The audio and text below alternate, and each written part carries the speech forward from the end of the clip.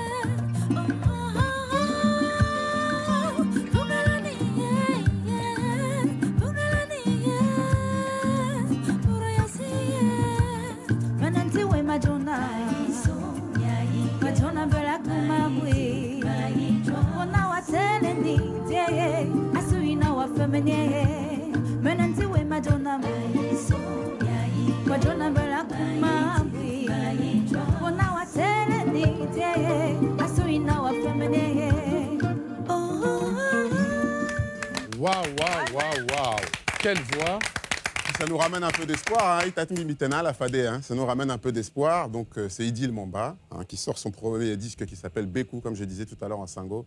Bekou, c'est l'espoir. Hein. Bekou ça. Bekou. On dit aussi comme ça, je sais pas. Bekou ça, mais ça c'est en Côte d'Ivoire. Louga François qui chantait Bekou ça. Et Bekou ça veut dire... C'est pas Bekou ça, c'est devenu Bekou ça. Mais ça veut dire espoir aussi? Non, ça veut pas dire d'accord. Excuse-moi. Alors, quand on parcourt l'album, on est un peu des fois surpris parce qu'il y a plusieurs influences. On vit notre époque, hein, on peut passer dans un même morceau, on va dire d'Afro World. Maintenant, moi, j'aime plus trop ces appellations parce que des fois, on les appelle pas de la même façon, quoi. Donc, on passe un peu d'Afro World des fois à tout de suite un peu du jazz rock, comme on va le découvrir sur le titre qui s'appelle Sango et vous. Peut-être pas l'avoir en entier, mais...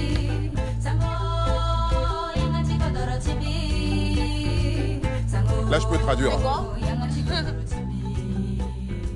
Sango, la langue de mon pays. Allez, on met quelle partie? Faire l'ardisme.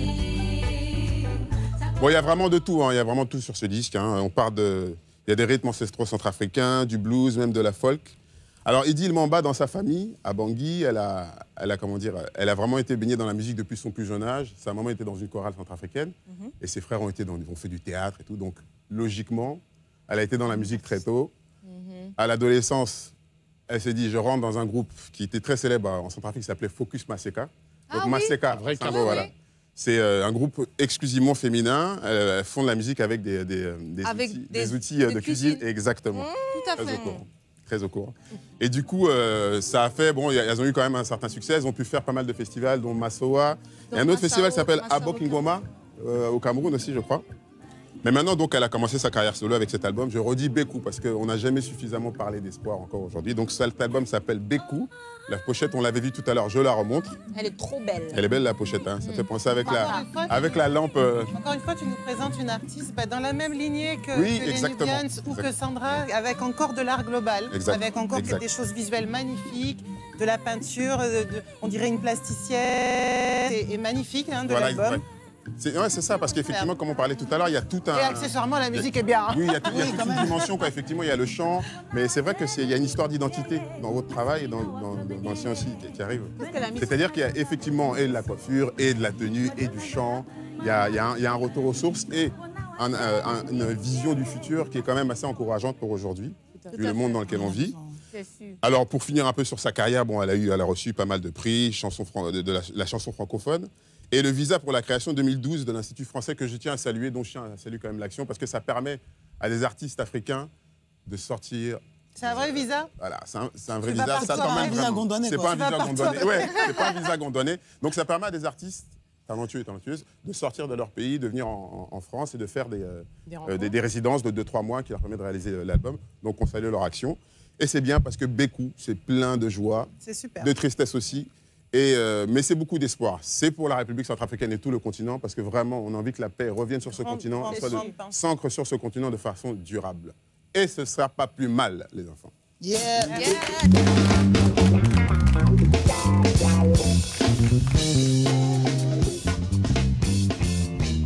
Idylle, Mamba, c'est vraiment en tout cas...